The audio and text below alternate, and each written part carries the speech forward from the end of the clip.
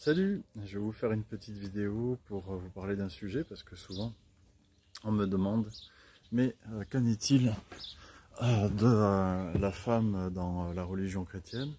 La femme doit être soumise et donc on me donne des mauvaises raisons, on sort des versets hors de leur contexte. En fait, la Bible dit que l'homme doit être attaché à sa femme déjà. Il ne doit pas en avoir plusieurs comme dans certaines religions, il doit en avoir une. Puisque c'est écrit, l'homme doit s'attacher à sa femme et ils feront une seule chair. Voilà. Donc ça, c'est clair et net, c'est chacun et que le mariage soit à respecter et honorer.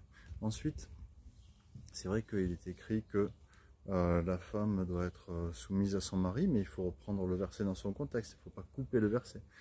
Le verset complet, c'est que la femme soit soumise à son mari, afin que si celui-ci n'est pas soumis à la parole, donc c'est-à-dire que celui-ci n'est pas chrétien en fait, eh bien, parce que si l'homme est chrétien, elle n'a pas besoin d'être soumis à son mari. Mais si le mari n'est pas soumis à la parole, donc il n'est pas chrétien, afin que, donc pourquoi?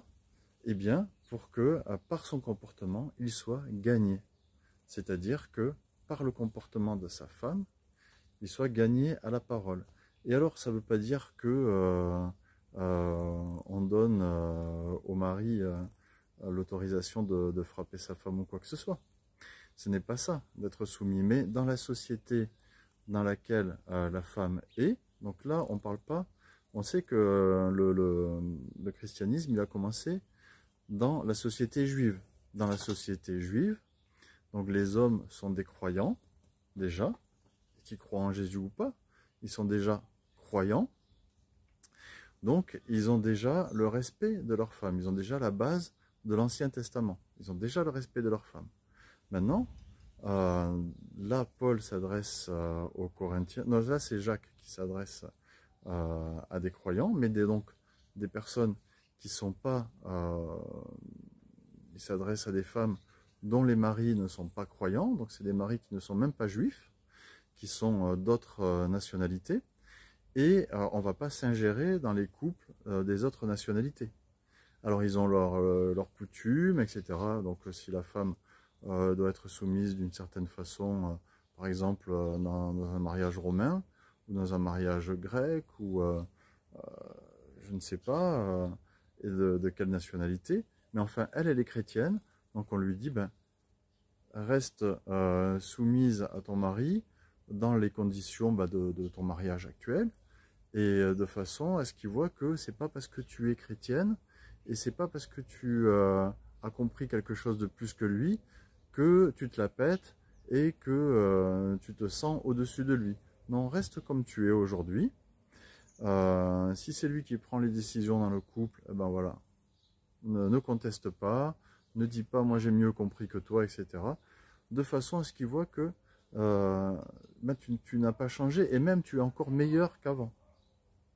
Et donc ça peut le gagner à la parole. Mais si elle ne le fait pas, vous constaterez que dans ce texte, si vous le reprenez, si elle ne le fait pas, il n'y a aucune sanction. Il n'y a pas de punition derrière. Donc ce n'est pas une loi, c'est une recommandation. Contrairement à Sourate 4, verset 34 dans l'islam, où il est écrit « Si vous craignez que votre femme soit désobéissante, que vos femmes soient désobéissantes, hein, puisque dans l'islam, tu as le droit d'avoir plusieurs femmes, puisque c'est écrit que la femme doit être soumise... Alors, dans l'islam, par contre, c'est écrit dans Sourate 4, verset 34, que la femme doit être soumise à son mari du fait de la grâce que Dieu accorde à ceux-ci.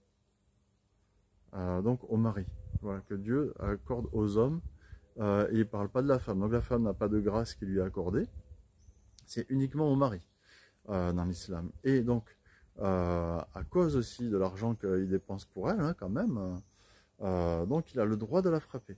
Et c'est écrit, même si vous craignez qu'elle soit désobéissante, alors éloignez-vous d'elle dans leur lit, et frappez-les dans leur lit. Pourquoi? Parce qu'elles ont chacune leur chambre, hein. Voilà, le mari choisit celle où il va Alors ça, c'est complètement injuste comme situation.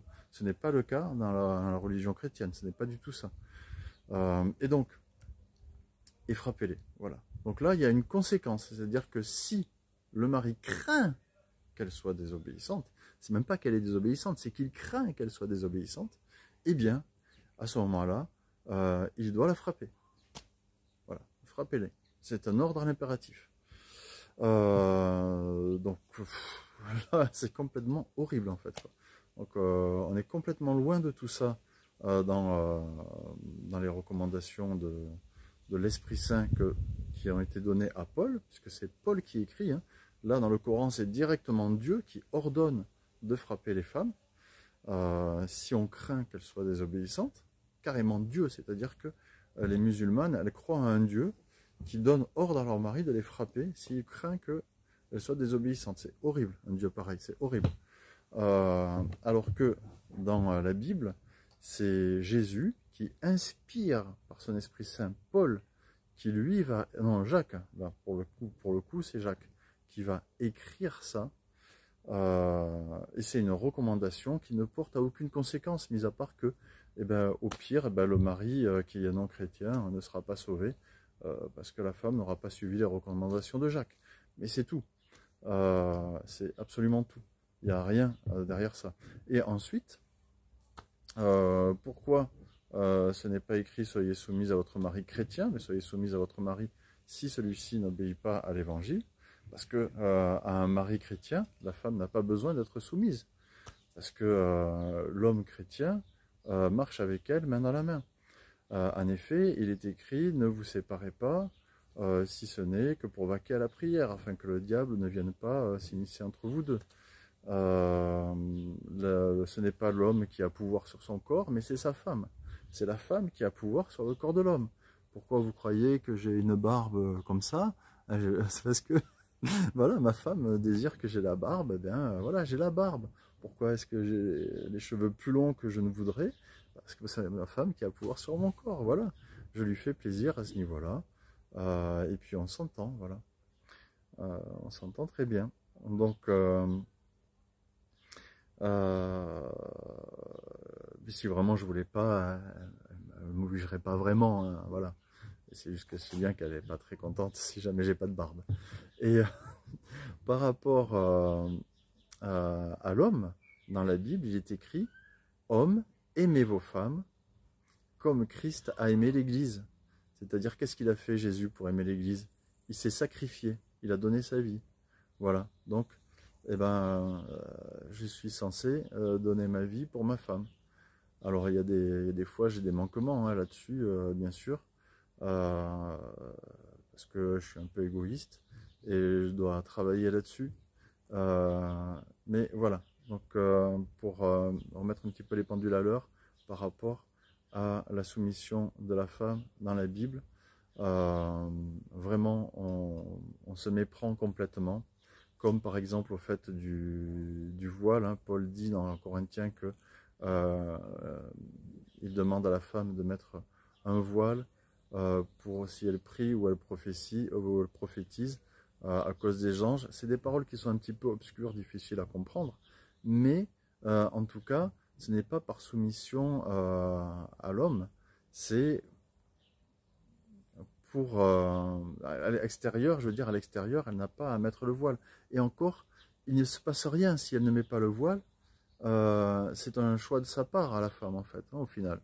Si elle prophétise ou elle prie dans l'assemblée, eh bien à ce moment-là, Paul dit qu'à la femme soit voilée, mais il dit aussi sa chevelure lui tient lieu de voile. Donc si elle a les cheveux longs, même c'est même pas préciser la longueur des cheveux, ça lui tient lieu de voile. Voilà. Donc qu'est-ce que vous voulez aller en Afrique où les personnes ont des cheveux qui poussent comme ça?